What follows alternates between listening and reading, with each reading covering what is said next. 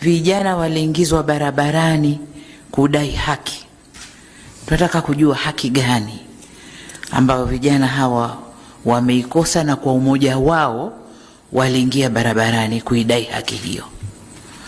Purpose ya wale vijana kuingia ni haki gani, ili tuweze kuifanyia kazi na wapate haki yao. Lakini jengine, tunapofanya hii kazi, hebu tuende tukaangalie matamshi ya vyama vya upinzani.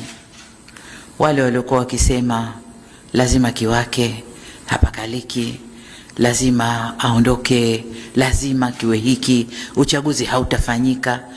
Kitu gani hasa kilichowaletea kufanya vile? Lakini katika kufanya hivyo, tuangalie uhusiano wa hicho chama na tume yetu ya uchaguzi. Uhusiano wao ulikuwaje katika kipindi hicho mpaka ikawapelekea waseme maneno yale.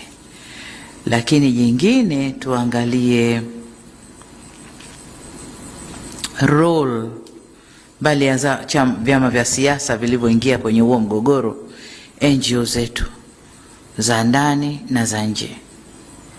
Tunaambiwa kwamba vijana wale walioingia kudai haki walilipwa fedha kwanza ndio wakaingia barabarani, na wengi wao waliingia barabarani kuendana na hizo fedha walizopewa.